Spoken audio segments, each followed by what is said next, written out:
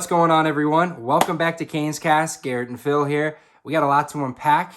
It's an exciting episode because our Canes are Final Four bound. The guys, love to see it. Our girls, unfortunately, a little bit of heartbreak, dropping to LSU in the Elite Eight, but a phenomenal season regardless. Best season we've had in history of our basketball program. Seeing that, guys back-to-back Sweet 16s, girls making the Sweet 16 for the first time since 92. Then the girls going to the Elite Eight, the guys going to the Elite Eight, back-to-back Elite Eights. First time for the girls, and just a phenomenal season all around basketball-wise for the Canes. Love to see it, but we got a lot to unpack. So, Garrett, where do you want to jump off with what we saw? I think let's talk about the girls first, because there's a lot of happy stuff with the guys, but let's go with the girls first and the run that we saw them have. Well, it is unfortunate that the girls, couldn't keep up the momentum. Have two of our teams in the Final Four, but that LSU game was just one that we've talked about. The hard part in basketball is that once you start missing some shots and things just aren't working, there is no recovery. There's no tomorrow. And so that's the good and bad about this particular setup in the tournaments is, sometimes the best team, the most talented team, doesn't always win. Sometimes they dominate. Sometimes, they catch fire and, so it is unfortunate. The girls had a great season. Destiny Harden, Lola Pendande, as well as the Cavinder twins. I thought Hannah played really, really great to get us into the Elite Eight. Jasmine Roberts is the only one that showed up yesterday. Jasmine Roberts was the only one that scored points yesterday, pretty much, and she was really the leading scorer in the game to get us into the Elite Eight. So against Villanova, yeah. Only a sophomore too. Lots of big time future there. So excited about that. Coach Katie Meyer has done a great job of building that program, just like Jim Larinaga in the men's. Hopefully, if all these girls can kind of stick around, they can bring in a piece or two. We are gonna. I think Destiny is out. I think she's gonna go pro if I remember correctly. Well, and she's a very physical, young lady. Let's say hopefully we'll see her do amazing things in the next step. And the bulk of the team, let's hope we can kind of bring them all back for the most part. And who's to say that they can't get their Final Four appearance next year, just like the guys did. It's a build upon Elite Eight to Final Four, Elite Eight to Final Girls. The thing we talked about too, I think that's most exciting is women's basketball, college basketball. It feels like there's kind of the top end.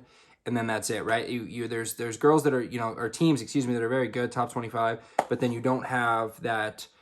The top teams are just head and shoulders better. Like, they always dominate. Like South Carolina, it's hard to see anyone beating them, although they could. They played some close games, but they've also steamrolled a lot of teams. But they haven't lost this year. But it feels like the girls could be on that cusp of getting to that point where they are one of those teams. They've, for years, been on that next tier of really good. Didn't get over the hump. Not great. This year they were great as a 9 seed, 17-point comeback against Oklahoma State, beating number 1 seed Indiana. A lot of people's picks outside of South Carolina in their backyard, on their home court, led wire to wire, never trailed in that game. Then went and beat Maddie Sechrist, the number 1 scorer in women's college basketball in Villanova. Another big upset there. They kept doing it, and that breeds confidence for the future and sets them up to hopefully continue, even if you lose Destiny, for continued recruits and transfer portal. We know how that's worked for us. I mean, even in football, right? The transfer portal's been a big piece for what the Hurricanes have done, and every team is doing. That's college free agency now. It's a part of it. Yep. So this is a great step to think, we can go hopefully make that next step. But regardless of what happens from here on out across the board, until proven otherwise, this is the most successful program or successful season a basketball program has ever had, and maybe will ever have, because, let's be real, they were the last team with 2 teams remaining. Yeah, UConn awesome. didn't get to the Elite Eight. The Canes did, so they both had a team. The Canes were the only school in the country with 2 teams in that Elite Eight. So, props to them. Props to the just everything that's being done from the athletic director down, the whole university's embraced. And you guys hear Coach Larinaga say too, it's just a great university all the way around. So, it's awesome to see. That was part of his press conference after the Final Four, and I really appreciate everything he's done. After the Sweet 16 into the Elite Eight, right? Didn't he talk about that? No, he just talked about that last night again. Into the Final Four, then. Yeah. Unfortunately, and Phil and I have talked about this off the show, everyone wants to bring up the NIL, and it's, Miami's only good because of NIL. And I find that I hate it. One, pretty interesting because, like Jim Larrañaga alluded to, Miami is putting out what kind of deals these athletes are going ahead and signing. So they're disclosing the amounts. They're disclosing the amounts, and not every school is doing that. So it's easy to find a reason to gripe and point, oh, this is the reason for their success. Well, yeah, and we were talking a little bit earlier today. Just because you have a bunch of talent and pay a bunch of guys doesn't mean you're always successful. Otherwise, the Yankees would win the World Series every year. And like the Nets, they had 4 or 5, superstars, and they didn't win anything special. So, well, I mean, James Harden, Kyrie, Kevin Durant. But then you look at the opposite of what the Heat did with Spoelstra coaching LeBron, Wade, and Bosh, and it worked. 4 championships in a row. You win 2. It's not always going to work. It has to be the right pieces and the right coach and the right system, the right atmosphere to make that work, because you've seen it both ways. It can go up in flames. A team still got to go out and perform together, and whether one guy's getting paid a million times more than the guy behind him, as a whole, the unit's got to function. And I think that alludes to the people at the top. The Lakers back in the day, or the Bulls. Let's even start before them. A lot of that was because of Phil Jackson holding everything together. There was a lot of success. There was a lot of great players, but it could have come off the rails too, just as easy. So just because you have X, Y, high paid player this or high paid player that doesn't mean you're going to. It's not a video. It's not a video game. It's not a video game. And again, we in our very first episode talked about. I think the NIL is really a crucial time, and it's going to change the landscape of the college athletics really immensely. And I embrace it. Personally, I think it's good for Miami as a program, but it's good for the game as a whole. And we've touched on that in previous episodes. We don't need to dive in too deeply. But like Jim Larrañaga, again, was alluding to, is Miami's athletic program is well invested in the success of all the teams. It's guys and girls basketball. The football team is making swimming and diving. Baseball, literally track and field. It's there. I mean, it's all there. So the NIL is a part of the puzzle. It's gonna be, it's not going away. So everyone better just go ahead and get used to it. Better learn how to maneuver it and work the program just like we are maybe doing well. So I'm not afraid of it. This comes down to me, and again, to me, there's always been a bias and a unfair critique and judgment of the Miami Hurricanes, University of Miami. So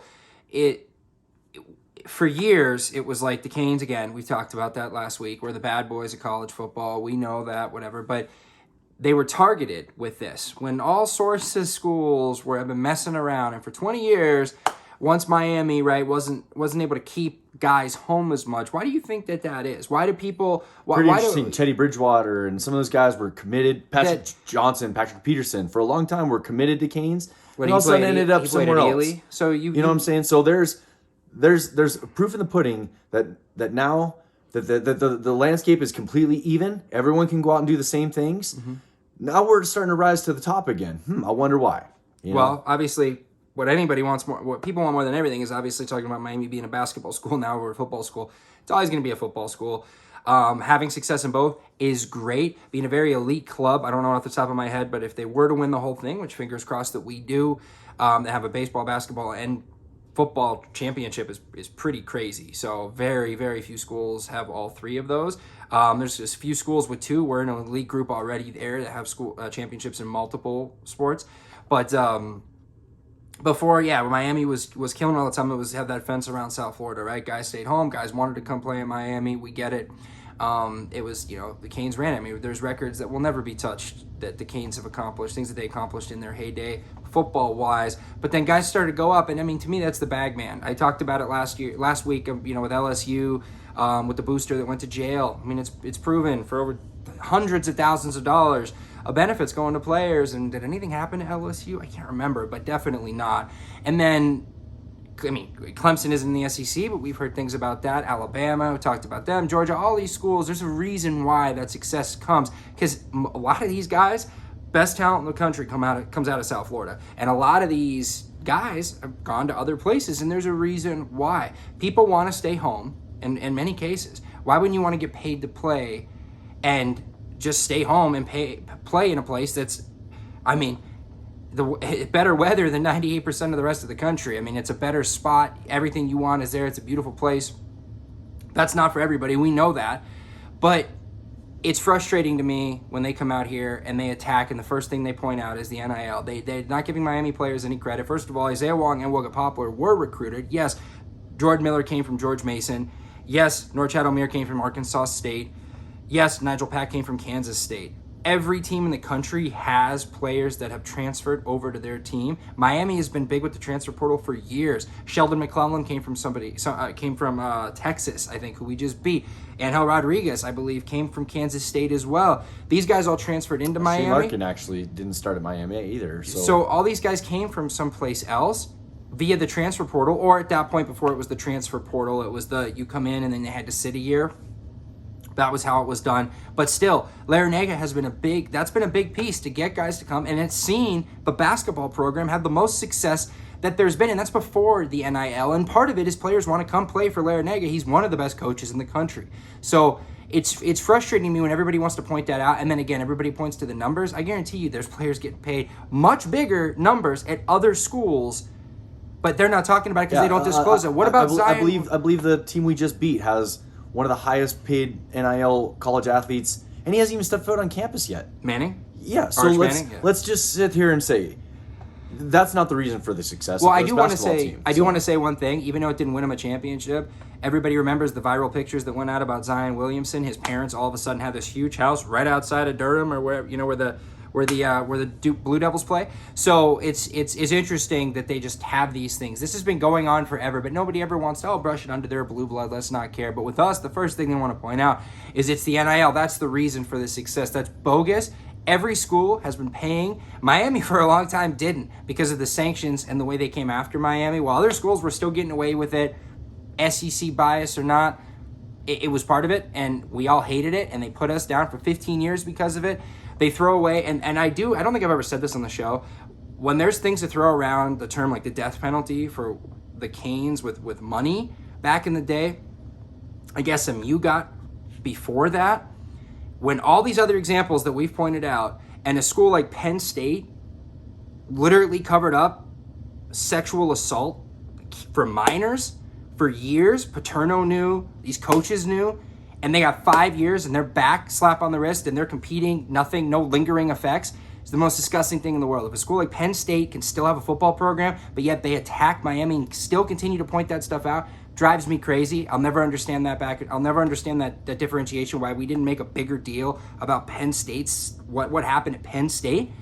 And yet everybody for years want to talk, and then they still come back. They still take old adages, Catholics versus convicts, all that crap that's been gone for decades and never existed to begin with. It's so frustrating to me, and I hate that that's the first thing, because it just discredits and undermines what the team has accomplished. Because what if we bought it? Well, as far as I'm concerned, last thing I heard was that there's no All-Americans in this tournament. If we're buying players, how come we don't have higher ranked players? How come they're not there? What about Duke, Kansas, all these teams? Kansas was a part of that whole Adidas thing a few years ago. No one talked about Kansas when they won the championship last year. No one brought that up. NIL existed. How come?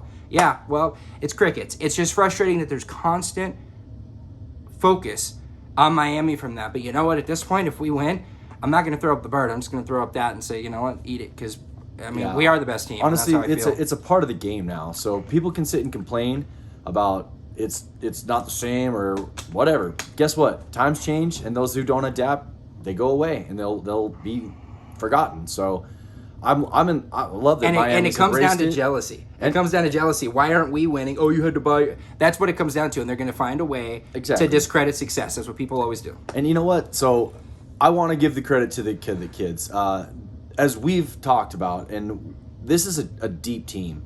The 5 starters all played well. They were all in double figures last to get us in the Final Four. So to come back 13 down a little bit after halftime, and to really put with like 10 minutes left, metal, really get all their shots were dropping finally. And that's Phil and I were not in the same room to start the game, but we did end up watching the rest of the game together. And I got to watch the game with about 10 minutes left, and I was watching the game on my trip home, because I was out enjoying the snow we got out here in Montana. everything was going right for Texas. I mean, they are not necessarily a great three-point shooting team, but they hit every single one of their three-pointers, and they were all a lot of them were on second chance opportunities. So they got a lot of rebounds. You just got the feeling that this is a team that once we start getting our shots to fall, we're dangerous. And I really look forward to the UConn game. I know they have good players. I know they're playing good basketball right now, but we've been beating teams the last 3 times that are all doing the same thing. Indiana had one of the best players in college basketball. Well, we ended up winning that game. The game against Houston. Houston only lost 3 games all year long. Yep. They have a really great athletic team, so we put them away. Texas, people, that game, the Sweet 16 game for them I'm looking up a stat. The elite game, the team to get them in the Elite 8. I've never seen Texas. They were shooting shots from half court that were going in the hoop. I mean, Texas was playing as good a basketball as a lot of people would be talking about now. And then somehow we just keep beating these teams. So, that is because we are a good team, a good coach, a good team, good players. I love everything about getting us to the Final Four. They deserve it. A lot of credit. These guys have put their skills on the showcase for America, and everyone else is finally catching up to what Phil and I and all the probably Canes fans in the nation have all known. This is a good team, and there's a reason that we were in the Elite Eight last year. You should be a little bit intimidated if you're going to go ahead and play Miami. I feel like so. The thing is, so I just looked it up. I wanted to make sure I had the stat right. So Texas is 149th in three-point percentage in the country. Miami's 40th. We took like 5 3-pointers yesterday. Yep. It wasn't even 3. And Texas would not. Texas struggled to hit 7 3-pointers a game. They hit 7 3-pointers in the first half. I mean, or might have been 8. I mean, they were shooting lights out, and that's part of what makes March Madness so great and crazy and unpredictable is because you're taking shots. Teams get hot that aren't normally hot, and the 3-point shot has changed the game from the minute it was a part of the game, and we all know that. But it changes it. But Miami, to me, the most exciting part is won in multitude of ways. Played to drag them out, could not find the bottom of the net for anything for the first long time of that first friggin' half and a half basically of the game against Drake before they ended on that 16-1 run, and grinded it out defensively, survived. Norchad coming back from that injury and obviously getting his feet, the first jitters of the NCAA tournament, didn't score that well, but then we went out and took out Indiana, who has a top 5 player in the country according to AP, right? I mean, All-American, one of the best players, the Jace Walker kid or whatever from Indiana, took it to them, beat them up pretty good. Obviously controlled that game. Indiana did briefly take the lead, but Miami controlled that game. Beat up on Houston. It was a top 3 defensive team, number 1 team in the country most of the year, 30-win team. A lot of people's pick to win the whole thing. Everything before that game, similar to Indiana, was just I just don't think Miami can keep up. What they do better is just better than what Miami does good. It's just they're a better version of Miami. We kept hearing that, and now we got to hear it again for UConn, and Miami just keeps proving the doubters wrong. I do want to say UConn's a phenomenal team. They've been beating up on teams, but Drake was a 12 seed. We beat him. If you're going by seeds, is how teams are ranked, right? So the better seed you beat, the better team you beat theoretically. Miami beat number 12 Drake, number 4 Indiana, number 1 Houston, number 2 Texas. Okay, UConn beat. Let's see here. They beat Iona. Was number 13. Was a 13 seed against Iona. Then they beat number 5 St. Mary's. Beat them up. Good. Beat up on Iona as well. Beat up on Arkansas. Was an 8 seed. And then they beat a 3 seed in Gonzaga, who, as good as Gonzaga is, it's kind of the same thing. I'm not going to sit here and say Gonzaga's overrated because, they've been to like 10 straight Sweet 16s. Their leading scorer was they're consistently scoring 30 points a game almost. They're consistently in the thing, but people love to clown Gonzaga for dropping out of the tourney consistently, never winning it. This is the year Gonzaga got it taken to them. But I love what Miami brings to the table as far as athletically. The big key for me in this game, and UConn's athletic too, the biggest thing is what Larinaga tried to save yesterday, Omier not getting in foul trouble. There was a reason. Omier got a foul, came out of the game, came back in, pulled him back. He didn't want to risk that second foul. Saw some ticky-tack fouls I wasn't happy with that were 2 and 3 on Omier.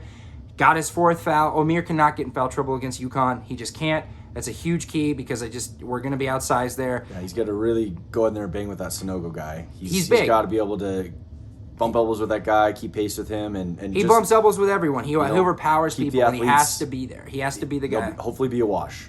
Yeah, he's got to be the guy because we can score with the best of them. It's guard play, and that's everybody's talking about how good.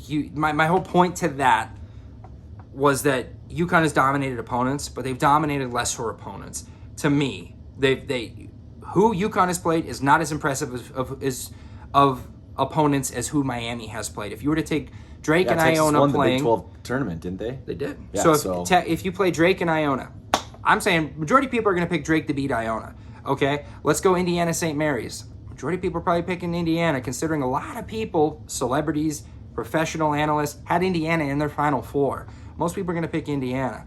Houston versus Arkansas, that's not even a question. Everyone's taking Houston. Most people had Houston cutting down the nets in their backyard when it's all said and done in Houston for the championship. Then you go Gonzaga, Texas. Well, that sounds like it would be the closest one, but a lot of people would probably, honestly, you could make an argument that would be 50-50 because Texas was a 2 seed for a reason. Gonzaga was a 3 seed. Texas plays in a much tougher conference. Miami clawed their way back. And again, dominant games. I didn't finish that point. I'll go back to it. I know I'm on a rant here. I'm jacked up. I'm pumped. They showed that they could come from behind and didn't need to win when shooting the 3. And that's not like us. We took a lot less threes than we normally do, but we still found a way to win, showing that Miami can win in just a bunch of different ways. And, I mean, you can't count them out. I at least want to get this point in, but maybe before we close the show. He's really soft-spoken, but, you know, when Wong gets a chance to speak here at the conference at the mic at the end of the game, he said thank you to the ACC, and I think he knows what Phil and I have been talking about. The whole world seeming to say the ACC wasn't any good this year is huge because one, it's motivating, and two, it's baloney because the ACC is is a really good basketball conference, top to bottom. Maybe they weren't all number 1 and 2 and 3 and 4 all the year. But like he said, this is the reason why they're playing good and beating good teams now is because they're used to playing really good basketball teams. It's a gauntlet every game. It's a gauntlet. And we showed that we are the top of the class in the ACC this year. And that means going into this tournament, I had all the confidence in the world knowing that if we can show that against a tough, you can say number 1 or 2 or 3, who cares? But every single year, the ACC is putting out the guys in the championship or the guys in the Final Four, and this year's no different. Just because, you know, the other teams that are always in the top weren't this year all the way through the season. We were training against good teams all year long, and that's what I love about this Miami run to finish out. And I want to say here, I want to watch them cut down and win this championship. Cut down one, next time to cut down two. Amazing season no matter what, and getting to the Final Four just cements these guys and legitimizes what they've been doing and working towards. But again, the ACC is still a basketball conference, and it's still hard. And Wong sees it. He knows just as well as we have talked about. I couldn't remember if we put it in the show previously, but I wanted to touch on that. The world talking down on the ACC was bad on them because the ACC is still tough. And the fact that we were the best team in the ACC, now it's coming to fruition. We're one of the best teams in college basketball this year, bar none. With the best player.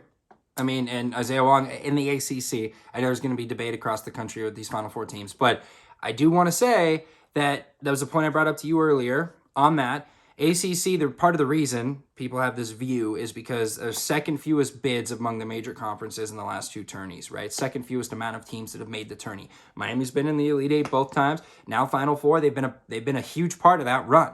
People love to sit here and say because Duke and North Carolina, especially North Carolina's shortcomings this year and the bottom falling out of a team that made the national championship last year. It started the year number 1. It started the year number 1. That's the reason. That's a big reason people are killing them because they look and say, well, Duke and North Carolina aren't good. Or, I mean, previously we had Syracuse or Virginia, has done their thing.